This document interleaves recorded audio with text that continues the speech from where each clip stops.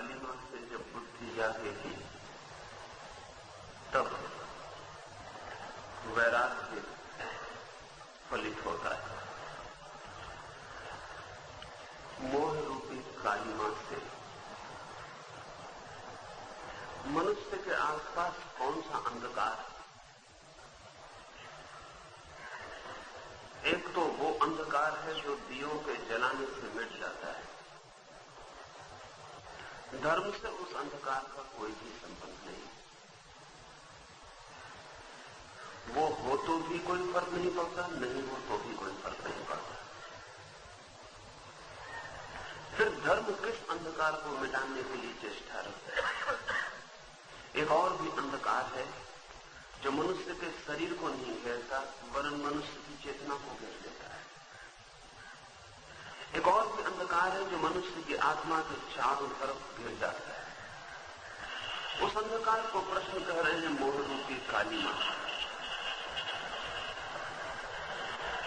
तो अंधकार और मोह, इन दो शब्दों को थोड़ा गहरे में समझना उपयोगी है।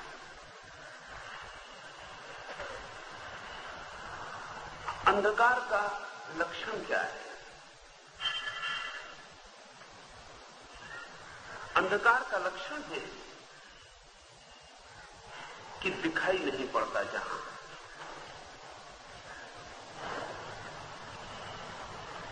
जहां देखना खो जाता है, जहां देखना संभव नहीं हो पाता,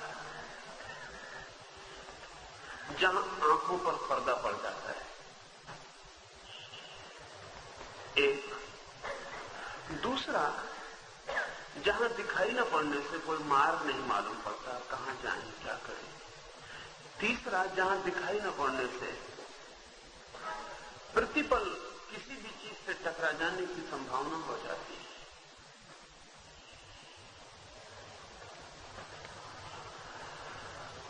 अंधकार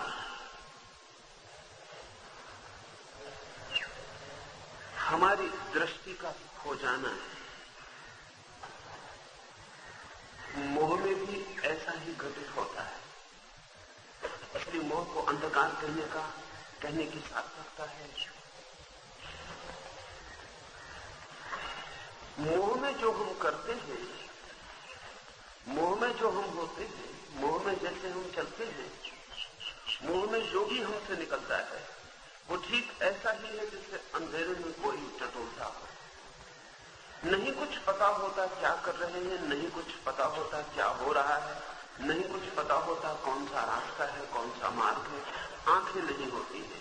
मोह अंधा है। और मोह का अंधापन आध्यात्मिक अंधापन है, स्पिरिचुअल ब्लाइंडनेस। सुना है मैंने, एक आदमी के मकान में आग लग गई है, भीड़ इकट्ठी है, वो आदमी छाती पीट कर रो रहा है, चिल्ला रहा है। स्वभाव था उसके जीवन भर की सारी संपदा नष्ट हो जा रही है। जिससे उसने जीवन समझा है वही नष्ट हुआ जा रहा है। जिसके आधार पर वो खड़ा था वो आधार गिरा जा रहा है। जिसके आधार पर उसके मैं में शक्ति थी, बल था, जिसके आधार पर वो कुछ था, संबड़ी था,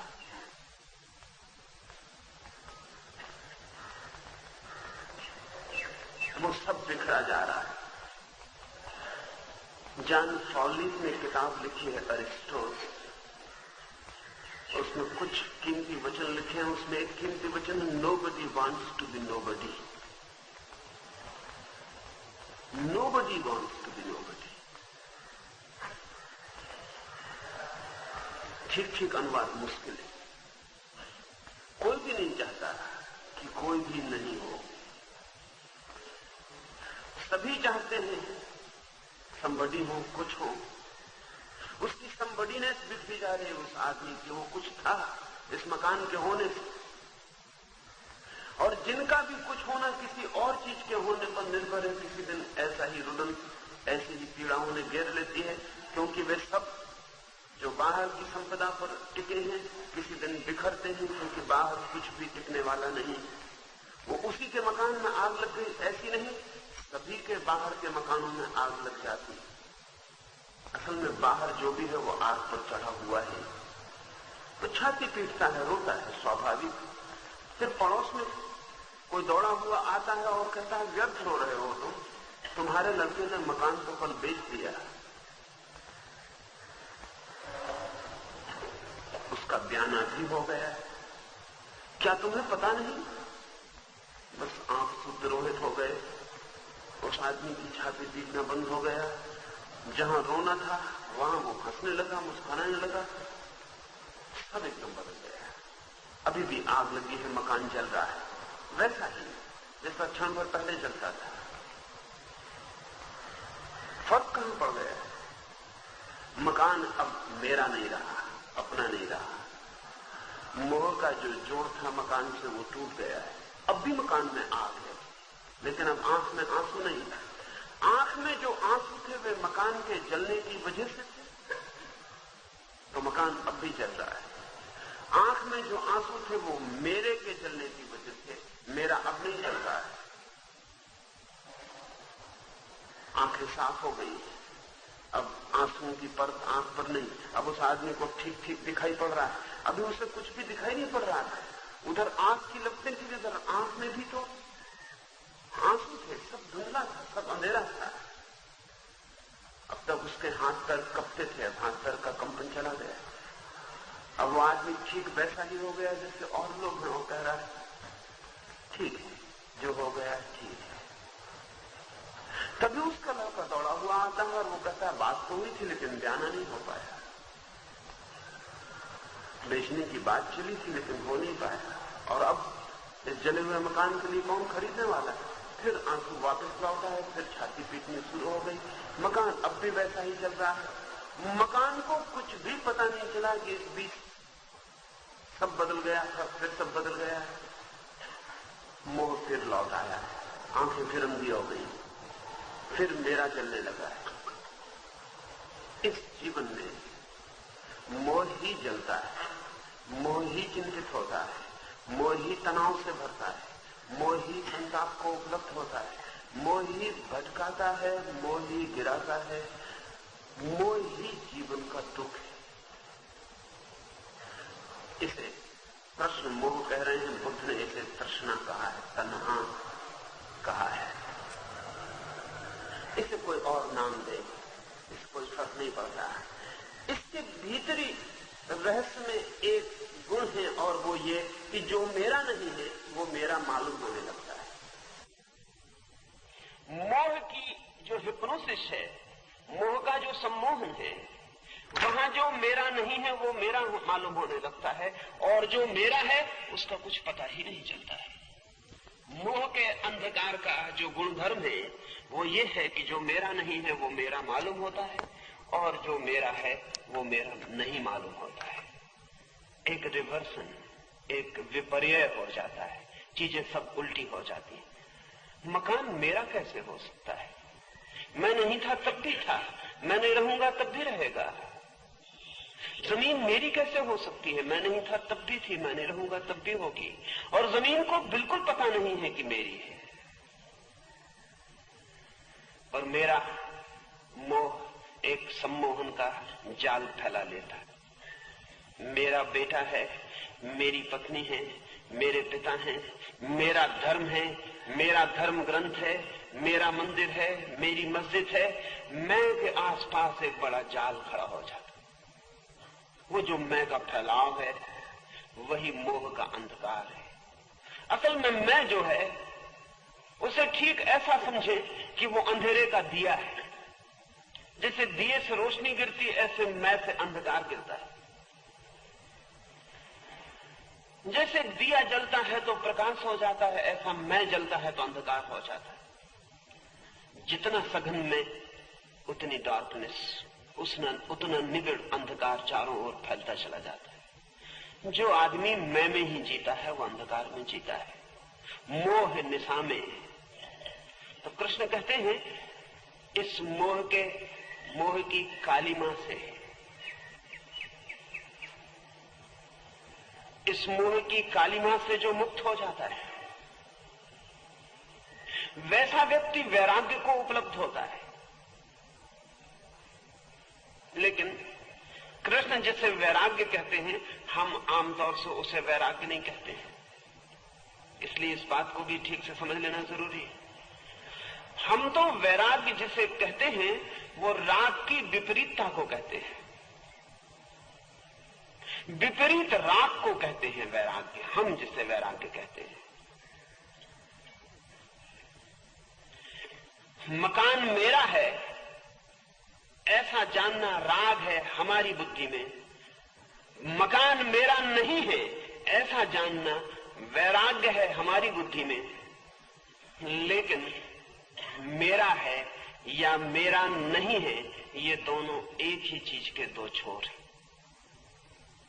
कृष्ण इसे वैराग्य नहीं कहते, ये विपरीत राग है, ये राग से मुक्ति नहीं है।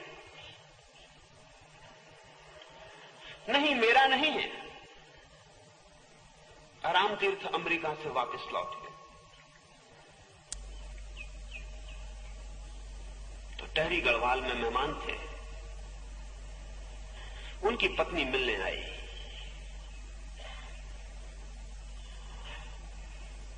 खिड़की से देखा पत्नी को आते हुए तो खिड़की बंद करके द्वार बंद कर लिया। एक मित्र साथ ठहरे हुए थे, सरदार पूर्ण सिंह।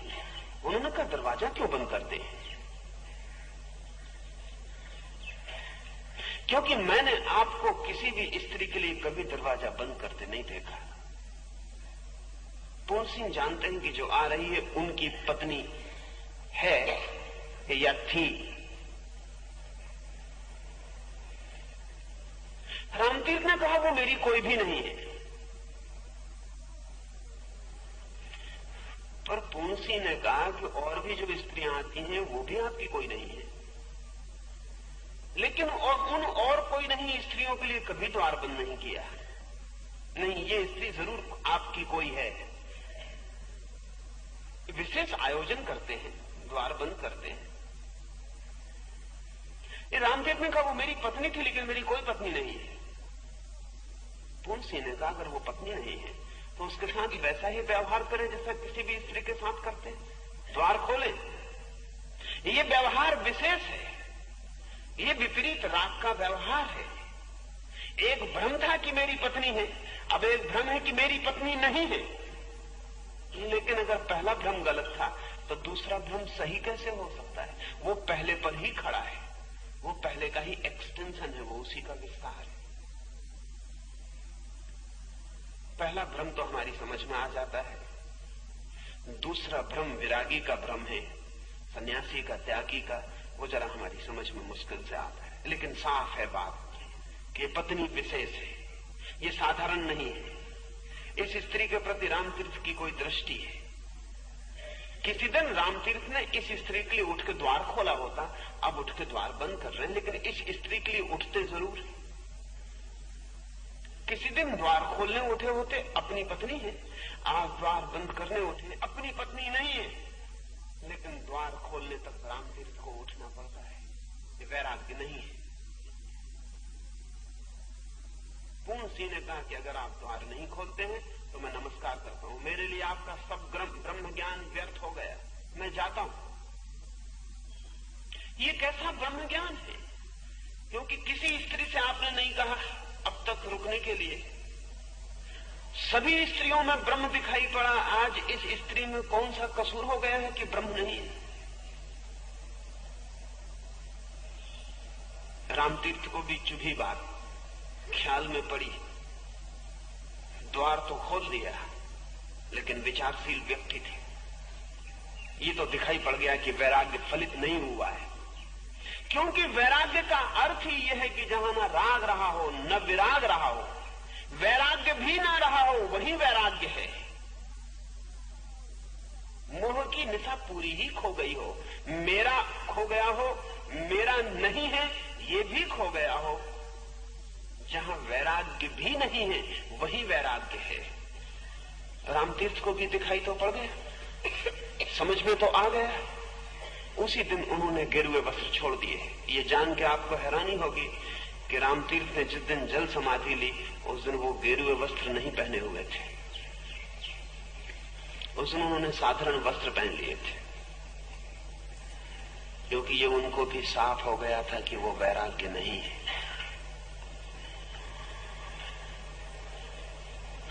वैराग्य का अर्थ जहां न राग रह गया, न विराग रह गया, न जहां किसी चीज का आकर्षण है, न विकर्षण, न अट्रैक्शन है, न रिपल्सन, जहां न किसी चीज के प्रति खिंचाव है, न विपरीत भाव है, न जहां किसी चीज का बुलावा है, न विरोध, जहां व्यक्ति स्थिर हुआ, सम हुआ, जहां पक्ष और विपक्ष एक से हो गए,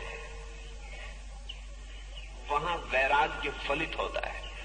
लेकिन इसे विराग क्यों कहते हैं, वैराग्य क्यों कहते हैं? क्योंकि जहां वैराग्य भी नहीं वहां वैराग्य क्यों कहते हैं? कोई उपाय नहीं, शब्द की मजबूरी है और कोई बात नहीं। आदमी के पास सभी शब्द द्वंदात्मक हैं, डायलेक्टिकल है। आदमी की भाषा में ऐसा शब्द नहीं है जो नॉन डायलेक्टिकल हो, द्वंदात्मक न हो। मनुष्य ने जो भाषा बनाई है वो मन से बनाई है, मन द्वंद है। इसलिए मनुष्य जो भी भाषा बनाता है उसमें विपरीत शब्दों में भाषा को निर्मित करता है। बड़े मजे की बात है कि हमारी भाषा बन ही नहीं सकती विपरीत के बिना, क्योंकि बिना विपरीत के हम परिभाषा नहीं कर सकते, डेफिनेशन नहीं कर सकते। अगर कोई आपसे पूछे कि अंधेरा यानी क्या, तो आप कहते हैं जो प्रकाश नहीं है। बड़ी सर्कुलर डेफिनेशन। कोई पूछे प्रकाश यानी क्या, तो आप कहते हैं जो अंधेरा नहीं। न आपको अंधेरे का पता है कि क्या है, न प्रकाश का पता है कि क्या है। अंधेरे को जब पूछते हैं क्या है तो कह देते हैं प्रकाश नहीं है, और जब पूछते हैं प्रकाश क्या है तो कह देते हैं अंधेरा नहीं है। ये कोई परिभाषा हुई? ये कोई डेफिनेशन हुई? परिभाषा तो तभी हो सकती जब कम से कम एक का तो पता हो। मैंने सुना है एक आदमी एक अजनबी गांव में गया, उसने पूछा कि आ नाम का आदमी कहां रहता है, तो लोगों ने कहा बा नाम के आदमी के पड़ोस में। पर उसने कहा मुझे बा का भी कोई पता नहीं, बा कहां रहता है? उन्होंने कहा आ के पड़ोस में। पर उसने कहा कि इससे कुछ हल नहीं होता, क्योंकि न मुझे आ का पता है न बा का पता है। मुझे ठीक ठीक बताओ आ कहां रहता है? उन्होंने कहा बा के पड़ोस में। कहा लेकिन बा कहां रहता है? उन्होंने कहा आ के पड़ोस में। आदमी से पूछो चेतना क्या है, वो कहता है पदार्थ नहीं। उससे पूछो पदार्थ क्या है, वो कहता है चेतना नहीं। माइंड क्या है? मैटर नहीं। मैटर क्या है? माइंड नहीं। बड़े से बड़ा दार्शनिक भी इसको परिभाषा कहता है, इसको डेफिनेशन कहता है। ये डेफिनेशन हुई? धोखा हुआ, डिसेप्शन हुआ, परिभाषा न हुई, क्योंकि इसमें से एक का भी पता नहीं। लेकिन आदमी को कुछ भी पता नहीं, काम तो चलाना पड़ेगा। इसलिए आदमी बेईमान शब्दों को उगड़ के काम चलाता है। उसके सब शब्द डिसेप्टिव है, उसके किसी शब्द में कोई भी अर्थ नहीं है, क्योंकि अपने शब्द में वो जिस शब्द से अर्थ बताता है उस शब्द में भी उसको कोई अर्थ नहीं है। उसकी सब परिभाषाएं सर्कुलर हैं, वर्तुलाकार हैं। वो कहता बाएं यानी क्या, वो कहता दाएं जो नहीं है, और दाएं वो कहता बाएं नहीं है। लेकिन इनमें से किसी का पता है कि बाएं क्या है? इसलिए आदमी की भाषा डायलेक्टिकल है। डायलेक्टिकल का मतलब ये कि जब आप पूछें आ क्या तो वो बा की बात करता है, जब पूछें बा क्या तो वो आ की बात करने लगता है। इससे भ्रम पैदा होता है कि सब पता है। पता कुछ भी नहीं, सब शब्द पता है, लेकिन बिना शब्दों के काम नहीं चल सकता। राग है तो विराग है। तीसरा शब्द कहां से लाएं? और तीसरा शब्द ही सत्य है, वो कहां से लाएं? महावीर कहते हैं वीतराग, लेकिन उससे भी कोई फर्क नहीं पड़ता। वीतराग का भी मतलब राग के पार हो जाना, बियॉन्ड अटैचमेंट होता है। विराग का भी मतलब वही होता है कि राग के बाहर हो जाना। कोई फर्क नहीं पड़ता। हम कोई भी शब्द बनाएंगे वो किसी शब्द के विपरीत होगा। वो तीसरा नहीं होता, वो हमेशा दूसरा ही होता है, और सत्य तीसरा है। इसलिए दूसरे शब्द को काम चलाऊ रूप से उपयोग करते हैं। कृष्ण भी काम चलाऊ उपयोग कर रहे हैं। इसलिए वैराग्य का अर्थ राग की विपरीतता मत समझ लेना। वैराग्य का अर्थ है द्वंद के पार, राग और विराग के पार जो हो गया, जिसे न अब कोई चीज आकर्षित करती न विकर्षित करती, क्योंकि विकर्षण आकर्षण का ही शीर्षासन है, क्योंकि विकर्षण आकर्षण का ही शीर्षासन है। वो सिर के बल खड़ा हो गया आकर्षण। पर मोह की अंध निशा टूटे तो शर्त साफ है। वैराग्य को कौन उपलब्ध होता है? मोह की अंधनिशा टूटे तो, मोह की कालिमा बिखरे तो। लेकिन हम क्या करते हैं? हम मोह की कालिमा नहीं तोड़ते, मोह के खिलाफ अमोह को साधने लगते हैं। हम मोह की कालिमा नहीं तोड़ते, मोह के खिलाफ विरोध में अमोह को साधने लगते हैं। हम कहते हैं घर में मोह है तो घर छोड़ दो, जंगल चले जाएं। लेकिन जिस आदमी में मोह था, आदमी में था कि घर में था? अगर घर में मोह था तो आदमी चला जाए तो मोह के बाहर हो जाएगा। अगर घर मोह था, लेकिन घर को कोई भी मोह नहीं है आपसे, मोह आपको है घर से, और आप भाग रहे हो घर वहीं के वहीं। आप जहां भी जाएंगे मोह वहीं पहुंच जाएगा, वो आपके साथ चलेगा, वो आपकी छाया है। फिर आश्रम से मोह हो जाएगा। मेरा आश्रम क्या फर्क पड़ता है? मेरा घर, मेरा आश्रम क्या फर्क पड़ता है? मेरा बेटा, मेरा शिष्य क्या फर्क पड़ता है? मोह नया इंतजाम कर लेगा, मोह नई गृहस्थी बसा लेगा। ये बड़े मजेदार बात है कि ग्रह का अर्थ घर से नहीं है। ग्रह का अर्थ उस मोह से है जो घर को बसा लेता है। That which builds the home. Home से मतलब नहीं है ग्रह का, उससे मतलब है जो घर को बनाता है। वो कहीं भी घर को बना लेगा। वो झाड़ के नीचे बैठेंगे तो मेरा हो जाएगा, महल होगा तो मेरा होगा, लंगोटी होगी तो मेरी हो जाएगी। और मेरे को कोई दिक्कत नहीं आती कि बड़ा मकान हो कि छोटा हो, इससे कोई फर्क नहीं पड़ता। मेरे का आयतन कितना है, इससे मेरे के होने में कोई फर्क नहीं पड़ता। मेरा आयतन पर निर्भर नहीं है। इसे ऐसा समझे, एक आदमी 2 लाख रुपए की चोरी करे और एक आदमी 2 पैसे की चोरी करे, तो क्या आप समझते हैं 2 पैसे की चोरी छोटी चोरी है और 2 लाख रुपए की चोरी बड़ी चोरी?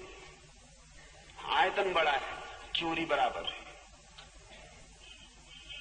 2 लाख की चोरी उतनी ही चोरी है जितनी 2 पैसे की चोरी है, क्योंकि चोरी करने में जो भी घटना घटती है वो 2 पैसे में भी घट जाती है, 2 लाख में भी घट जाती है। चोर तो आदमी हो ही जाता है 2 पैसे में उतना ही जितना 2 लाख में।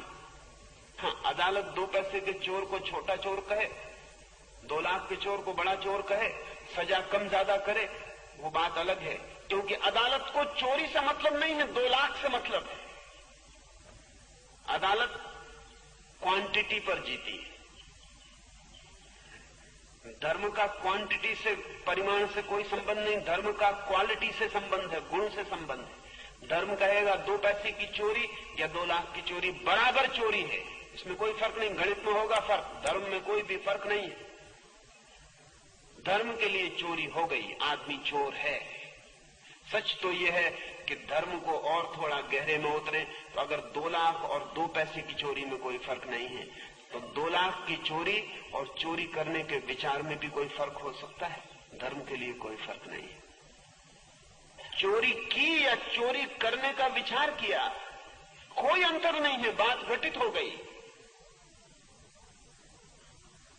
हम जो करते हैं वो भी हमारे जीवन का हिस्सा हो जाता, जो हम करने की सोचते हैं वो भी हमारे जीवन का हिस्सा हो जाता। जॉन फॉलिस की जिस किताब का मैंने नाम लिया, अरिस्टोस, उसमें उसका एक वचन और है कि आदमी अपने कर्मों से नहीं बनता, सिर्फ कर्मों से नहीं बनता, बल्कि जो उसने करना चाहा और नहीं किया उससे भी बन जाता है। हम सिर्फ चोरी से ही नहीं बनते, की गई चोरी से, नहीं की गई चोरी से, सोची गई चोरी से भी उतने ही बन जाते हैं। की गई चोरी से दूसरे को भी पता चलता है, न की गई चोरी से जगत को पता नहीं चलता, लेकिन परमात्मा को पूरा पता चल जाता है।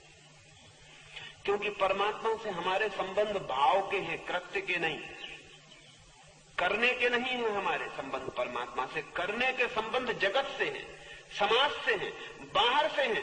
होने के संबंध है हमारे परमात्मा से, बीइंग के, डूइंग के नहीं।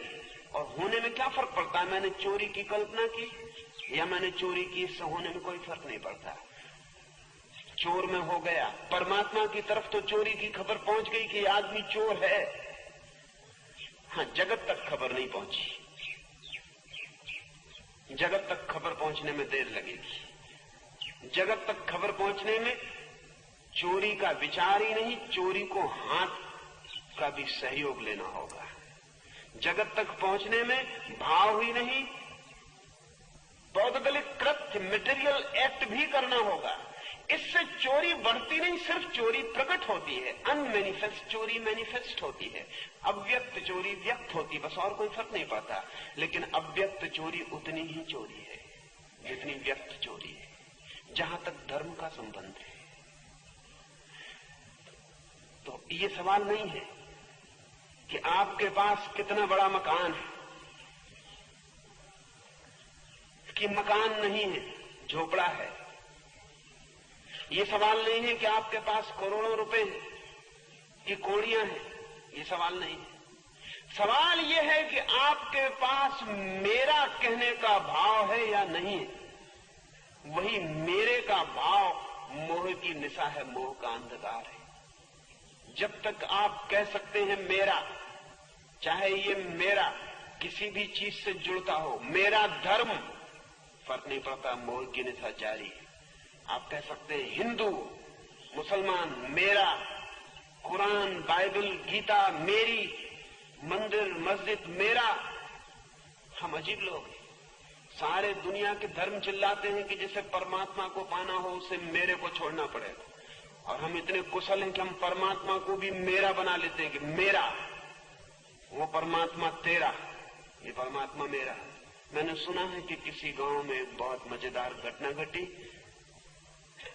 गणेशोत्सव था और गणेश का जुलूस निकल रहा था, लेकिन पूरे गांव के लोगों के हर मोहल्ले के गणेश होते थे। अब गणेश हर मोहल्ले के होते, कोई ब्राह्मणों का गणेश होता, कोई भंगियों का गणेश होता, कोई चम्हारों का गणेश होता, कोई लोहारों का, कोई तेलियों का। लेकिन नियम था, डिसिप्लिन थी गणेशों की भी एक, और वो ये थी कि ब्राह्मणों का गणेश पहले चलता, फिर उसके बाद किसी का, फिर किसी का, ऐसा प्रोसेशन में व्यवस्था थी। लेकिन एक वर्ष ऐसा हुआ कि ब्राह्मणों के गणेश जरा समय से देर से पहुंचे। ब्राह्मणों के गणेश थे, समय में जरा देर दिखानी ही चाहिए। आदमी के बड़े होने का पता ही चलता है जरा समय से जरा देर से पहुंचे। जितना बड़ा नेता उतना देर से पहुंचता है। जरा देर से पहुंचे ब्राह्मणों के गणेश, और तेलियों के गणेश जरा पहले पहुंच गए। गरीब गणेश थे, वो जरा पहले पहुंच गए, समय से पहुंच गए कि कहीं जुलूस न निकल जाए, क्योंकि तेलियों के गणेश के कोई जुलूस रुकेगा नहीं, उनको तो समय पे पहुंचना ही चाहिए। वो समय पे पहुंचे। समय बहुत देर हो गई, जुलूस निकालना जरूरी था, रात हुई जाती थी, तो तेलियों के गणेश ही आगे हो गए। पीछे से आए ब्राह्मणों के गणेश, तो ब्राह्मणों ने कहा हटाओ तेलियों के गणेश को। तेलियों का गणेश और पीछे आगे, ये कभी नहीं हो सकता। बेचारे तेलियों के गणेश को पीछे हटना पड़ा। हिंदू के भी देवता हैं, मुसलमान के भी। हिंदुओं में भी हिंदुओं के 1000 देवता हैं। एक देवता भी तेलियों और ब्राह्मणों का होकर अलग हो जाता है। भगवान मेरे को छोड़ने से मिलता है, और हम इतने कुशल हैं कि भगवान को भी मेरे की सीमाओं में बांध के खड़ा कर देते हैं। मंदिर जलता है तो किसी मुसलमान को पीड़ा नहीं होती, खुशी होती है। मस्जिद जलती है तो किसी हिंदू को पीड़ा नहीं होती, खुशी होती है। और हर हालत में भगवान ही जलता है, लेकिन मेरे की वजह से दिखाई नहीं पड़ता, मेरा अंधा कर जाता है। वो मेरा अंधकार है। किसी भी तरह के मेरे का भाव मोह की निशा है। इसके प्रति जागना है, भागना नहीं। भागे कि मैं की विपरीतता शुरू हुई कि फिर मैं कहीं और निर्माण होगा, फिर वो वहां जाके अपनों को निर्मित कर लेगा। मैं जो है बड़ी क्रिएटिव फोर्स है, मैं जो है बड़ी सृजनात्मक शक्ति है। वास्तविक नहीं, स्वप्न का सृजन करती है, ड्रीम क्रिएटिंग है, स्वप्नों को निर्माण करती है, लेकिन करती है बहुत हिप्नोटिक है। जहां भी खड़ी हो जाती वहां एक संसार बन जाता है। सच तो यह है कि मेरे के कारण ही संसार है। जिस दिन मेरा नहीं है उस दिन संसार कहीं भी नहीं है। मेरे के कारण ही ग्रह है, गृहस्थी है। जिस दिन मेरा नहीं है उस दिन कहीं कोई ग्रह नहीं है, कहीं कोई गृहस्थी नहीं है। सन्यासी वो नहीं है जो घर छोड़ के भाग गया। सन्यासी वो है जिसके भीतर घर को बनाने वाला बिखर गया, जिसके भीतर से वो निर्माण करने वाली मोह की जो तंद्रा थी वो खो गई। इसे कृष्ण कहते हैं, इस मोह की निशा को जो छोड़ देता है और जिसकी बुद्धि वैराग्य को उपलब्ध हो जाती है, उसके जीवन में फलित होता है। कहें उसे मोक्ष, कहें उसे ज्ञान, कहें उसे आनंद, कहें उसे परमात्मा, कहें उसे ब्रह्म, इससे कोई फर्क नहीं पड़ता। वो सिर्फ नामों के भेद है। श्रुतिवि प्रतिपन्ना ते यदा स्थास्यति निश्चला समादावचना बुद्धिः तदा योगमवाप्स्यसि। श्रुतियों से भी प्रतिपन्न संदिग्ध तुम्हारी बुद्धि जब निश्चल होकर परब्रह्म में दृढ़ होगी, तब तुम प्रज्ञास्थैर्य रूप योग को प्राप्त होंगे। जैसी बुद्धि है निश्चल नहीं है, जैसी बुद्धि है दृढ़ नहीं है, जैसी बुद्धि है वेवरिंग, कंपित, कपती हुई, लहराती हुई है। जैसी बुद्धि है वो ऐसी है जिससे तूफान और आंधी में दिए की ज्योति होती, एक क्षण भी एक जगह नहीं, एक क्षण में भी अनेक जगह। क्षण के शुरू में कहीं होती तो क्षण के अंत में कहीं। एक क्षण को भी आश्वस्त नहीं कि बचेगी, बुझती जलती मालूम पड़ती। झोंके हवा के और ज्योति अब गई ऐसी ही होती रहती है। ठीक गार्ड ने मनुष्य को कहा है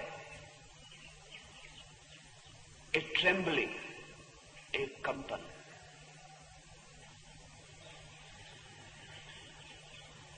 पूरे समय जन्म से लेकर मृत्यु तक एक कंपन, जहां सब कप रहा है, जहां सब भूकंप है, जहां भीतर कोई थिरता नहीं, कोई डरता नहीं। जो हम बाहर से चेहरे बनाए हुए हैं वे झूठे हैं। हमारे बाहर के चेहरे ऐसे लगते हैं बड़े अकम्प हैं, सच्चाई वैसी नहीं है, भीतर सब कपता हुआ है। बहादुर से बहादुर आदमी भीतर भय से कप रहा है। बहादुर से बहादुर आदमी भीतर भय से कप रहा है। स्टेलिन था, नाम ही उसको स्टेलिन इसलिए दिया, मैन ऑफ स्टील, लोह पुरुष। नाम नहीं है उसका असली, वो दिया हुआ नाम है, लोह पुरुष स्टेलिन, स्टील का आदमी। लेकिन खुर्शियों ने भी संस्मरण लिखे तो उसमें लिखा है कि वो इतना भयभीत आदमी था जिसका कोई हिसाब नहीं। और एक दिन तो खुर्शियों से उसने कहा कि अब तक तो मैं दूसरों से डरता था, अब तो मैं अपने से भी डरने लगा हूं। डर भारी था। स्टालिन कभी भी भोजन नहीं कर सकता था सीधा, जब तक दो चार को खिला के न देख ले। अपनी लड़की पे भी भरोसा नहीं था कि जो खाना बना है उसमें जहर तो नहीं है। खुर्शियों ने लिखा है हम सबको उसका भोजन पहले चखना पड़ता था, हम भी कपते हुए चखते थे कि जिससे स्टालिन घबरा रहा है रोए पुरुष, वो हमको चखना पड़ रहा है, लेकिन मजबूरी थी। पहले चार को भोजन करवा लेता सामने बिठा के, जब देख लेता कि चारों जिंदा हैं तब भोजन करता। भोजन करना भी निश्चिंता ना रही, घर से बाहर न जाता था। समझा तो ये जाता है कि उसने एक डबल आदमी रख छोड़ा था, अपनी शक्ल का एक आदमी और रख छोड़ा था, जो सामूहिक जलसों में सम्मिलित होता था। हिटलर ने भी एक डबल रख छोड़ा था। सामूहिक जलसे में कहां कब गोली लग जाएगी सब इंतजाम है, फिर भी डर है। इंतजाम भारी था। स्टालिन और हिटलर के पास जैसा इंतजाम था ऐसा पृथ्वी पर किसी आदमी के पास कभी नहीं रहा। एक एक आदमी की तलाशी ले ली गई थी। हजारों सैनिकों के बीच में थे, सब तरफ का इंतजाम था, लेकिन फिर भी आखिरी इंतजाम यह था कि जो आदमी सलामी ले रहा था जनता की वो असली स्टालिन नहीं है, वो एक नकली अभिनेता जो स्टालिन का काम कर रहा है। स्टालिन तो अपने घर में बैठा हुआ देख रहा है, खबर सुन रहा है कि क्या हो रहा है। कैसी विडंबना कि स्टालिन या हिटलर जैसे आदमी इसी यश को पाने के लिए इतना श्रम करते हैं और फिर कोई अभिनेता नमस्कार लेता है जाके। पत्नी को भी कमरे में सुला नहीं सकते क्योंकि रात कब गर्दन दबा देगी कुछ पता नहीं। खूब स्टील के आदमी तो घास फूस का आदमी कैसा होता है?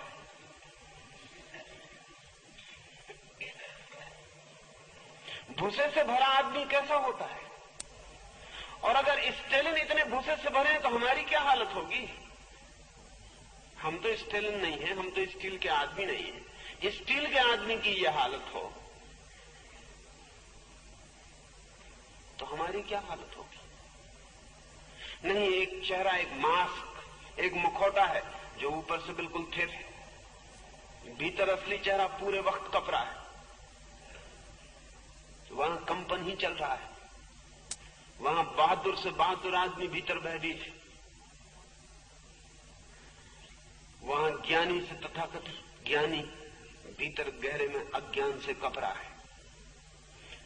वहां वो कह रहा है कि मुझे पता है ब्रह्म है, और वहां भीतर वो जान रहा है मुझे कुछ भी पता नहीं, ये भी पता नहीं कि मैं भी हूं। बाहर वो दिखला रहा है अधिकार कि मुझे मालूम है, भीतर उसे कुछ भी मालूम नहीं।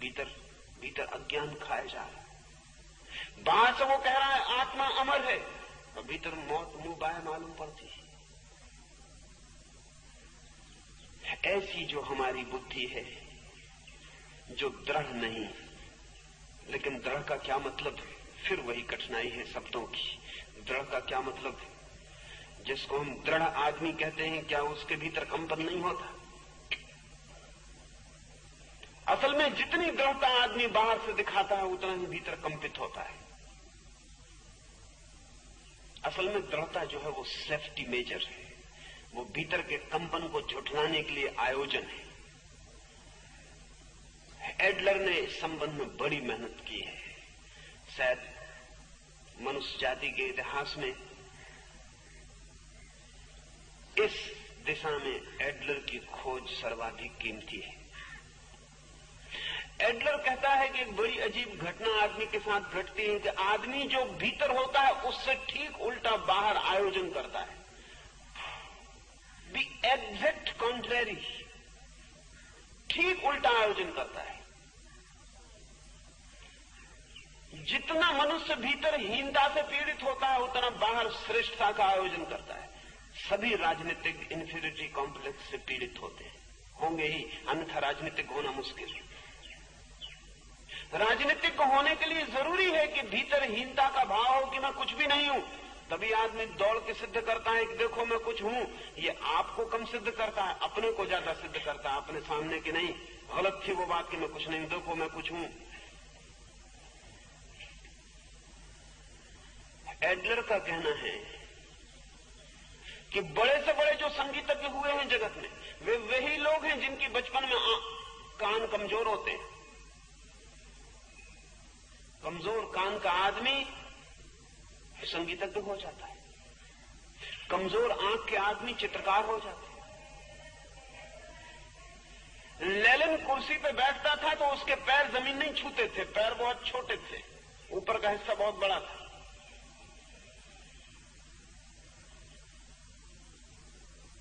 लेकिन बड़ी से बड़ी कुर्सी पे वो आदमी बैठ सका। उसने सिद्ध करके बता दिया कि तुम्हारे पैर अगर जमीन को छूते हैं तो कोई बात नहीं, कोई फिक्र नहीं, हम कुर्सी को आसमान से छू के बता देते हैं। एडलर कहेगा कि लेनिन के इस महत्वाकांक्षा में उसके पैरों का छोटा होना ही कारण था, वो हीनता ही उसको पीड़ित कर रही थी। पैर बड़े छोटे थे, साधारण कुर्सी पे भी लटक जाते थे, जमीन पे नहीं पहुंचते थे। बर्नार्ड शॉ ने मजाक में कहा है कि छोटे पैर से क्या फर्क, छोटा हो पैर की, बड़ा हो, जमीन पे आदमी खड़ा हो तो सभी के पैर जमीन पे पहुंच जाते हैं। क्या फर्क पड़ता है छोटे बड़े पैर से? जमीन पे खड़ा हो तो सभी के पैर जमीन पे पहुंच जाते हैं, वो तो ठीक है। लेकिन छोटे पैर से फर्क पड़ता है, आदमी कुर्सी पे पहुंच जाता है, क्योंकि जब तक कुर्सी पे नहीं पहुंच जाता तब तक उसके प्राण पीड़ित होते रहते हैं कि पैर छोटे हैं, पैर छोटे हैं, पैर छोटे हैं। वही पीड़ा उसको विपरीत यात्रा पर ले जाती। तो एडलर से अगर पूछें कि दृढ़ता का क्या मतलब, तो एडलर और कृष्ण के मतलब में फर्क है, वो मैं समझाना चाहता हूं। एडलर कहेगा दृढ़ता का मतलब कि आदमी वीकलिंग है, भीतर कमजोर है। आदमी भीतर कमजोर है, इसलिए बाहर से दृढ़ता आरोपित कर रहा है। आदमी भीतर घास फूस का है, इसलिए बाहर से स्टेलिन है। आदमी भीतर से कुछ नहीं है, इसलिए बाहर से सब कुछ बनने की कोशिश में लगा है। क्या कृष्ण भी इसी दृढ़ता की बात कर रहे हैं? अगर इसी दृढ़ता की बात कर रहे हैं तो दो कौड़ी की नहीं, इस दृढ़ता की वो बात नहीं कर रहे। एक और दृढ़ता है जो भीतर की कमजोरी को दबाने से उपलब्ध नहीं होती, जो भीतर के चित्त के विपरीत आयोजन करने से उपलब्ध नहीं होती, बल्कि भीतर के कंपित चित्त के विदा हो जाने से उपलब्ध होती है। दो तरह की दृढ़ताएं हैं।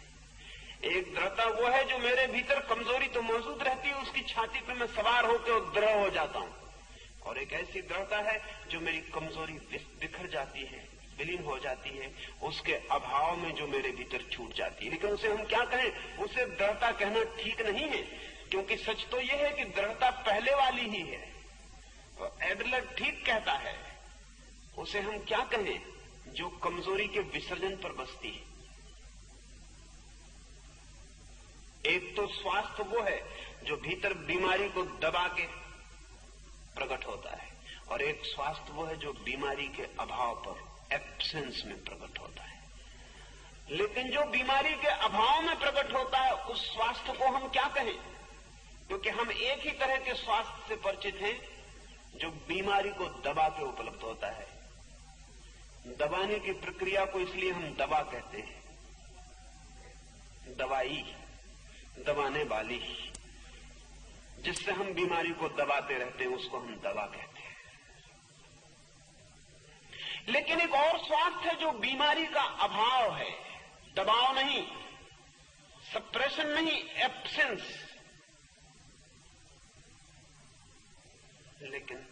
लेकिन अगर हम मेडिकल साइंस से पूछने जाएं तो वो कहेगी कि नहीं, हम ऐसे किसी स्वास्थ्य को नहीं जानते जो बीमारी का अभाव है।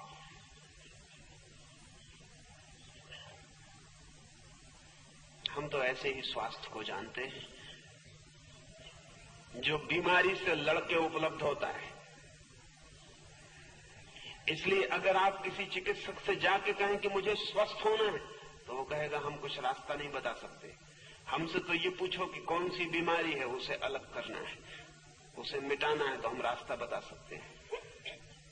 इसलिए आज तक दुनिया की कोई भी मेडिकल साइंस, चाहे वो आयुर्वेद हो और चाहे वो एलोपैथी हो और चाहे होम्योपैथी हो और चाहे यूनानी हो और चाहे कोई और हो, कोई भी पैथी हो, वो अब तक स्वास्थ्य की परिभाषा नहीं कर पाई, सिर्फ बीमारियों की परिभाषा कर पाई। उससे पूछो कि स्वास्थ्य क्या है तो वो कहेगी हमें पता नहीं। हमसे पूछो कि बीमारियां क्या हैं तो हम बता सकते हैं, टीबी का मतलब ये, कैंसर का मतलब ये, फ्लू का मतलब ये, लेकिन स्वास्थ्य का क्या मतलब है? स्वास्थ्य का हमें कोई पता नहीं।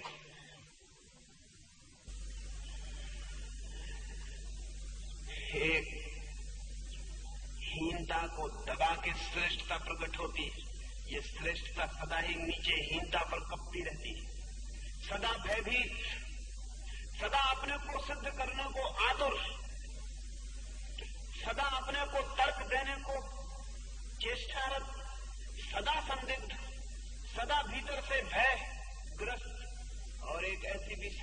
है असंदिग्ध, अपने को सिद्ध करने को आतुर नहीं, अपने को प्रमाणित करने के लिए चेष्टारत नहीं, जिसे अपने होने का पता ही नहीं। अब ध्यान रहे, जिस दृढ़ता का आपको पता है वो एडलर वाली दृढ़ता होगी, और जिस दृढ़ता का आपको पता ही नहीं है वो कृष्ण वाली दृढ़ता होगी।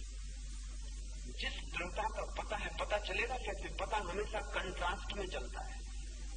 स्कूल में शिक्षक लिखता है सफेद खड़िया से काले ब्लैक बोर्ड पर, सफेद दीवार पर भी लिख सकता है, लिख जाएगा, पता नहीं चलेगा।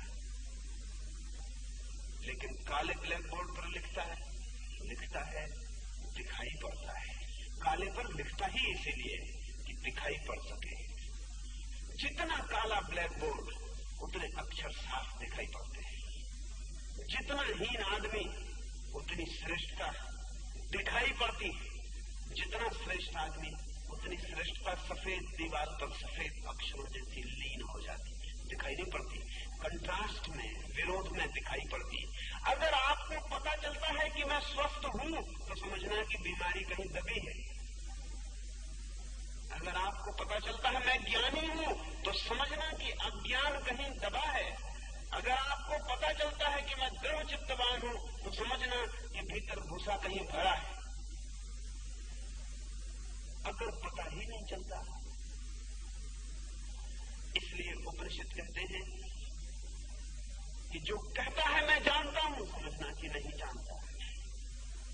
इसलिए उपनिषद एक अद्भुत वचन कहते हैं, शायद इससे ज्यादा करेजियस स्टेटमेंट, इससे ज्यादा साहसी वक्तव्य पृथ्वी पर कभी नहीं दिया गया है।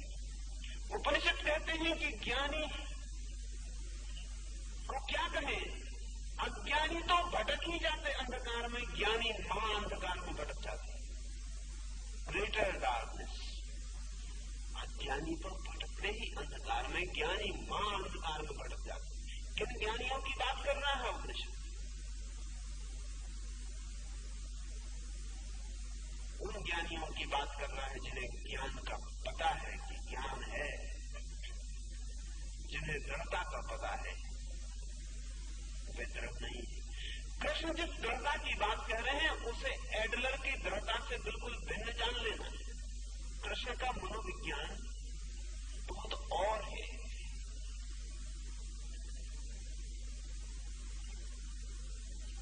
वो विपरीत पर खड़ा हुआ नहीं, क्योंकि जो विपरीत पर खड़ा हुआ मकान है किसी भी दिन गिर जाएगा,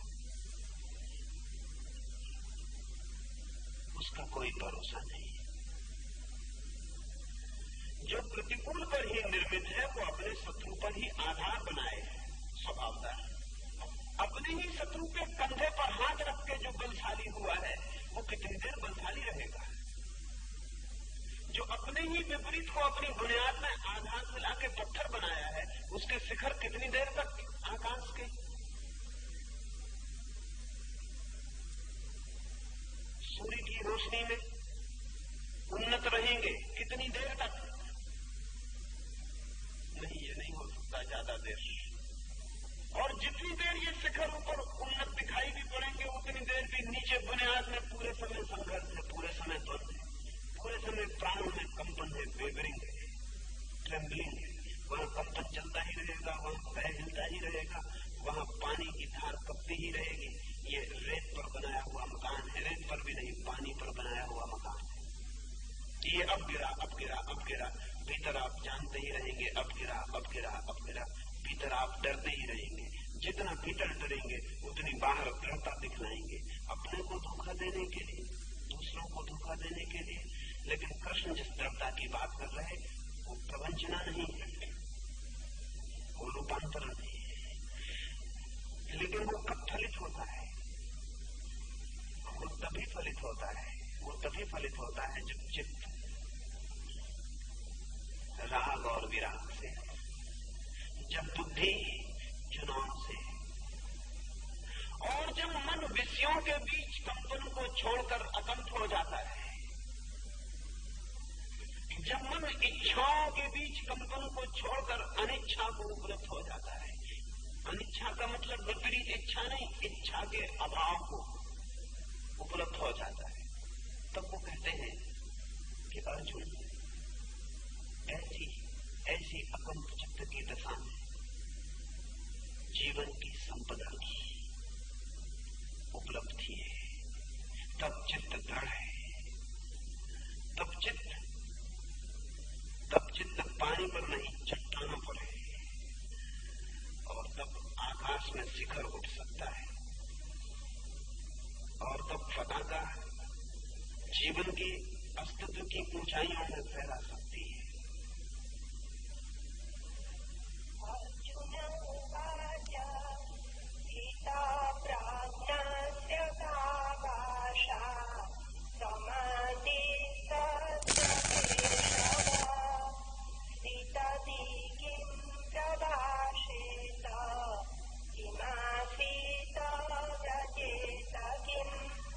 अर्जुन ने कहा, हे केशव, समाधिस्थ पुरुष या स्थित प्रज्ञा है, ऐसा कब कहा जाता है?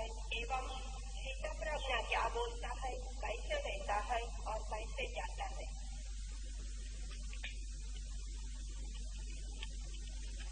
अर्जुन पहली बार,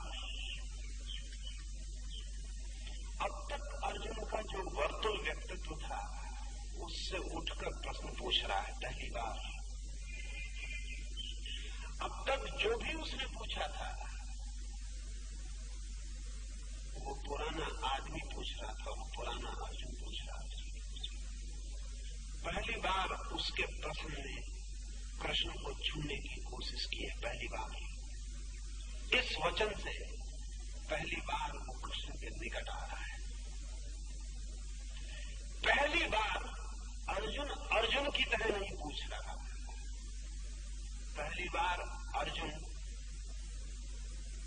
कृष्ण के निकट होकर पूछ रहा है। पहली बार कृष्ण अर्जुन के भीतर प्रविष्ट हुए प्रतीत होते हैं। ये सवाल गहरा है। वो पूछता है,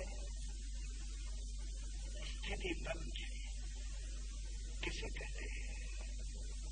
किसे कहते हैं जिसकी प्रज्ञा स्थिर हो गई? वो कौन है? वो कौन है जिसके ज्ञान की ज्योति स्थिर हो गई? वो कौन है जिसकी चेतना का दिया अकंप है? कौन है जिसे समाधि से कहते हैं?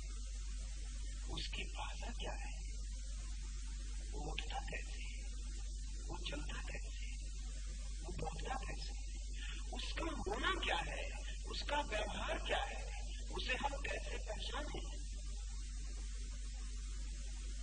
दो बातें वो पूछ रहा है। एक तो वो ये पूछ रहा है प्रज्ञा का स्थिर हो जाना, स्थिर हो जाना, ठहर जाना क्या है? लेकिन वो घटना तो बहुत आंतरिक है। वो घटना तो शायद स्वयं पर ही घटेगी, तभी पता चलेगा। वो शायद कृष्ण भी नहीं बता पाएंगे कि क्या है। इसलिए अर्जुन तत्काल, और इसमें अर्जुन बहुत ही बुद्धिमानी का सबूत देता है, बहुत इंटेलिजेंट,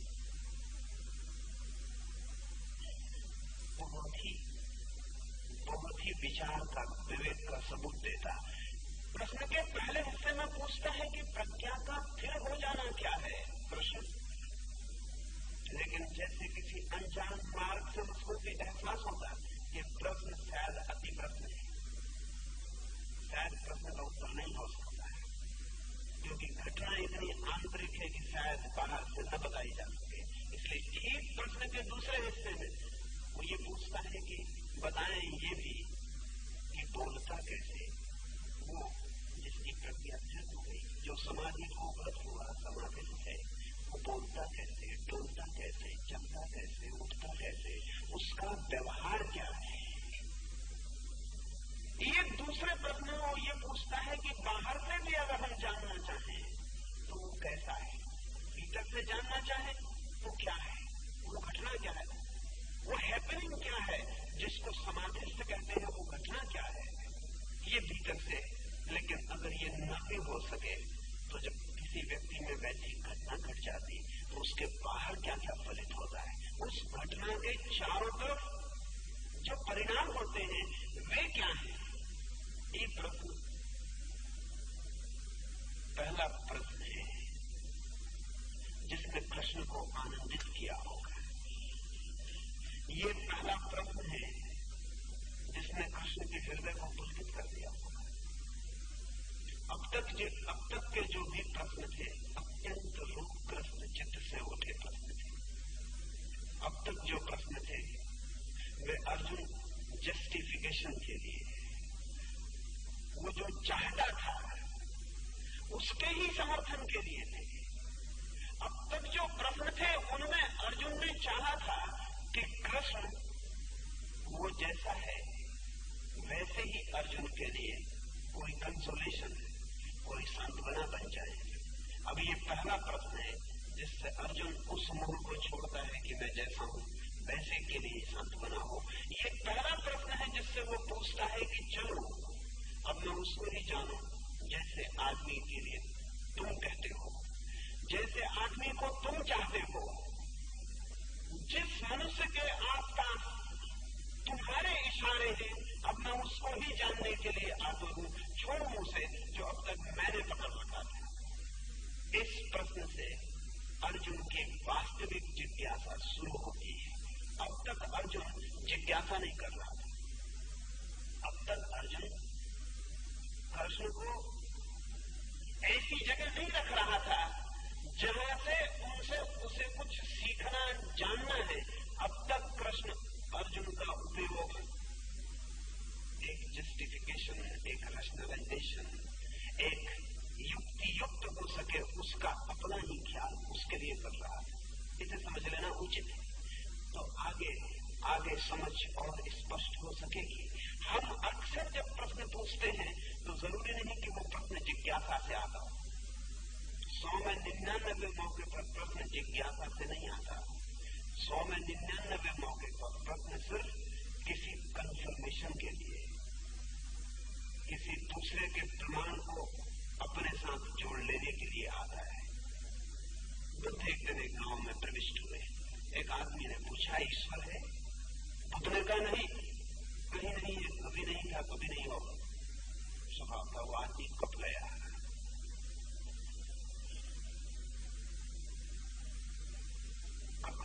उसने क्या कहते हैं आप, ईश्वर नहीं है? बुद्ध ने कहा बिल्कुल नहीं है। सब जगह खोज डाला, मैं कहता हूं नहीं। फिर दोपहर एक आदमी उस गांव में आया और उसने पूछा कि जहां तक मैं सोचता हूं ईश्वर नहीं है, आपका क्या ख्याल? बुद्ध ने कहा ईश्वर नहीं है, ईश्वर ही है, उसका अतिरिक्त और कुछ भी नहीं। उस आदमी ने कहा क्या कहते हैं? मैं तो ये सोचकर आया कि बुद्ध नास्तिक है।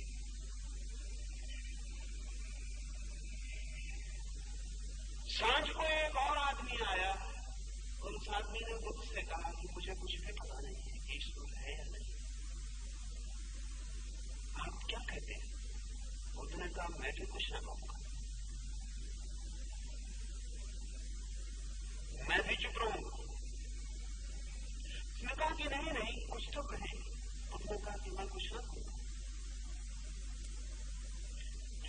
इन तीनों को तो छोड़ दें, कठिनाई में पड़ गया बुद्ध का भिक्षु आनंद। वो तीनों समय शांत था, सुबह भी, दोपहर भी, सांझ भी। उसका कष्ट हम समझ सकते हैं। सोचा ना था कभी कि बुद्ध और ऐसे इनकंसिस्टेंट, इतने असंगत कि सुबह कुछ, दोपहर कुछ, सांझ कुछ। लेकिन कंसिस्टेंट सिर्फ बुद्धुओं के सिवाय और कोई भी नहीं हो सकते। सिर्फ बुद्धिहीन संगत हो सकते। बुद्धिमान के उत्तर असंगत होंगे ही, क्योंकि हर उत्तर किसी को दिया गया है, कोई उत्तर सभी को नहीं दिया गया। आनंद ने कहा तू क्यों? आनंद ने बुद्ध से कहा कि मुझे परेशानी में डाल दिया रात सोते समय, मुझे नींद ना आएगी, पहले मेरा उत्तर दो, सही क्या है? इन तीनों में कौन सी बात ठीक है या कि चौथी बात ठीक है? बुद्ध ने कहा तुझे क्या मतलब? जिनसे मैंने बात की थी उनका मतलब पूरा हो गया। तेरा न सवाल था न तेरे लिए जवाब है। तूने पूछा नहीं था, तूने सुना क्यों? उसने कहा और मजा करते हैं। मेरे पास कान है, मैं बहरा नहीं हूं, मैं पास ही मौजूद था, सुनाई मुझे पड़ गया। तो बुद्ध ने कहा, जो दूसरे के लिए कहा गया हो उसे सुनना उचित नहीं है। तुझे क्या जरूरत थी? पर उसने कहा, जरूरत थी या नहीं, मुझे सुनाई पड़ गया और मैं बेचैन हूं। 3 उत्तर एक दिन में। आप कहना क्या चाहते हैं? बुद्ध ने कहा, मैंने 3 उत्तर नहीं दिए। मैंने तो उत्तर एक ही दिया है कि मैं तुम्हें कंफर्म न करूंगा, मैं तुम्हारी हाँ में हाँ न करूंगा। मैंने तो उत्तर एक ही दिया है। दिन भर सुबह जो आदमी आया था वो चाहता था कि मैं कह दूं कि हाँ ईश्वर है, ताकि जिस ईश्वर को वो मानता है उसको मेरा भी सहारा मिल जाए, ताकि वो आश्वस्त हो जाए कि चलो मैं ठीक हूं। बुद्ध भी यही कहते हैं। वो सिर्फ मेरा उपयोग करना चाहता था, वो मुझसे सीखने नहीं आया था, वो मुझसे जानने नहीं आया था। वो जानता ही था, वो सीखा ही हुआ था। वो सिर्फ मेरा और साथ चाहता था, वो सिर्फ एक सर्टिफिकेट और चाहता था, एक प्रमाण पत्र और चाहता था कि जो मैं कहता हूं वही बुद्ध भी कहते हैं, मैं ठीक हूं, क्योंकि बुद्ध भी यही कहते हैं। वो सिर्फ अपने अहंकार के लिए एक युक्ति और खोज रहा था। वो बुद्ध को भी अपने अहंकार के लिए शोषण कर रहा था। दोपहर जो आदमी आया था वो नास्तिक था, वो भी आश्वस्त था कि उसे पक्का पता है। उसकी कोई जिज्ञासा न थी। जिन्हें पक्का पता है उनकी कोई जिज्ञासा नहीं होती। जिन्हें पक्का ही पता है उन्हें जिज्ञासा कैसे हो सकती? और मजा यह है कि जिन्हें पक्का पता है वो भी जिज्ञासा करते हैं। तब उनका पक्का पता बहुत कच्चे पते पर खड़ा है और वो कच्चा पता बहुत नीचे है। पक्का ऊपर है, कच्चा नीचे, इसलिए वो कच्चा उनको धक्के देता रहता है कि और पक्का कर लो, और पक्का कर लो। पक्का नहीं है, पता कुछ भी नहीं है, लेकिन भ्रम है कि पता है। अर्जुन अभी ऐसे बोलता रहा इस प्रश्न के पहले तक जैसे उसे पता है कि क्या ठीक है क्या गलत है। चाहता था इतना कि कृष्ण और हानि भर दें, गवाह बन जाए, तो कल वो जगत को कह सके कि मैं ही नहीं भागा था। कृष्ण ने भी कहा था, मैंने ही युद्ध नहीं छोड़ा था। कृष्ण से पूछो। रिस्पॉन्सिबिलिटी बंटवाना चाहता था, दायित्व बांटना चाहता था। ध्यान रहे, जो दायित्व बांटना चाहता है उसके भीतर कंपन है, पक्का उसको भी नहीं है, इसलिए तो दूसरे का सहारा चाहता है। लेकिन ये बताना भी नहीं चाहता कि मुझे पता नहीं, ये अहंकार भी नहीं छोड़ना चाहता कि मुझे पता नहीं। अर्जुन पूरे समय ऐसे बोल रहा है जैसे उसे भली भांति पता है धर्म क्या है, अधर्म क्या है, श्रेयस क्या है, अश्रेयस क्या है, जगत का किससे लाभ होगा, किससे नहीं होगा, मरेगा कोई नहीं मरेगा, सब उसे पता है। पता बिल्कुल नहीं है, लेकिन अहंकार कहता पता है। इसी अहंकार में वो एक टेक कृष्ण की भी लगवा लेना चाहता था। तुम भी बन जाओ उस लंगड़ी की बैसाखी, यही वो चाहता था। कृष्ण जैसे लोग किसी की बैसाखी नहीं बनते,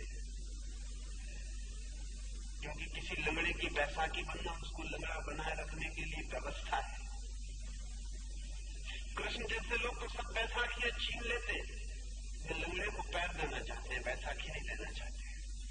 इसलिए कृष्ण ने पूरी अभी इस बीच उसकी सब बैसाखियां छीन ली जो उसके पास थी, वो भी। अब वो पहली बार कृष्ण से जिज्ञासा कर रहा है, जिसमें अपने लिए समर्थन नहीं मांग रहा है। अब उन्हीं से पूछ रहा है कि समाधिस्थ कौन है कृष्ण? किसे हम कहते हैं कि उसकी प्रज्ञा ठहर गई, और जब किसी की प्रज्ञा ठहर जाती है तो उसका आचरण क्या है, और जब किसी के अंतस में ज्योति ठहर जाती है तो उसके बाहर के आचरण पर क्या परिणाम होते हैं, मुझे उस संबंध में बताएं। अब पहली बार हम्बल, पहली बार विनीत, और जहां विनय है वहीं जिज्ञासा है, और जहां विनय है वहां ज्ञान का द्वार खुलता है। जहां अपने अज्ञान का बोध है वहीं से मनुष्य ज्ञान के तरफ यात्रा शुरू करता है। इस वचन में कृष्ण ज्ञानी और ज्ञानी ऐसी अर्जुन की प्रतीति पहली बार स्पष्ट है। इसके पहले अर्जुन भी ज्ञानी है, कृष्ण भी होंगे नंबर 2 के। नंबर 1 वो खुद था, अब तक बड़ा कठिन है दूसरे आदमी को नंबर 1 रखना, बड़ा कठिन है।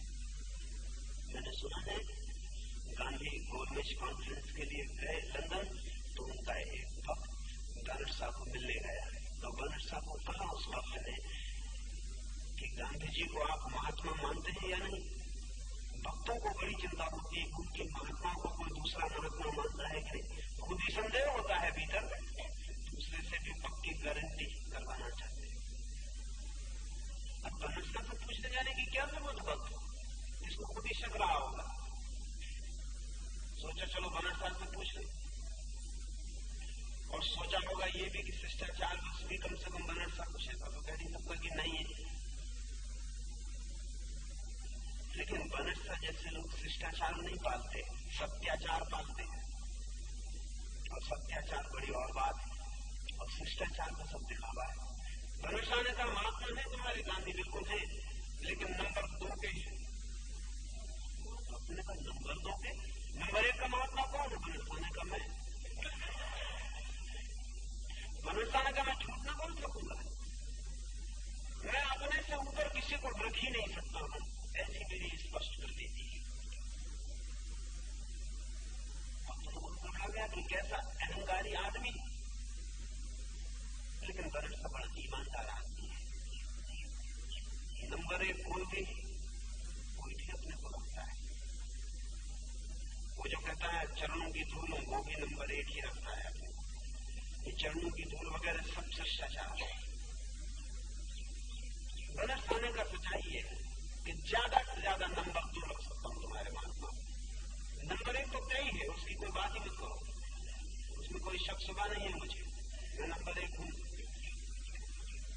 व्यंग कर रहा था गहरा पूरी मनुष्य जाति पर। और कभी कभी ऐसा होता है कि बहुत बुद्धिमान जो नहीं कह पाते वो व्यंग करने वाले कह जाते हैं। अरबी में एक कहावत है कि परमात्मा जब भी किसी आदमी को बनाता है तो दुनिया में धक्का देने के पहले उसके कान में एक मजाक कर देता, उससे कह देता तुझसे अच्छा आदमी कभी भी नहीं बनाया। उस मजाक में सभी आदमी जीते, जिंदगी भर कान में वो गूंजती रहती परमात्मा की बात कि मुझसे अच्छा कोई भी नहीं, मगर वो दिल में ही रखनी पड़ती, क्योंकि बाकी को भी यही कह दिया है उसने। उसको अगर जोर से कहिए तो झगड़े के सिवा कुछ हो नहीं सकता, इसलिए मन में अपने अपने हर आदमी समझता है। दूसरे से कहता है कि शिष्टाचार की बातें करता है, मन में सत्य को जानता है कि सत्य मुझे पता है। कृष्ण अभी जो भी प्रश्न पूछ रहा है, पूछे जा रहे थे कृष्ण से, कृष्ण भी समझते हैं कि उसमें अर्जुन अभी तक नंबर 1 है।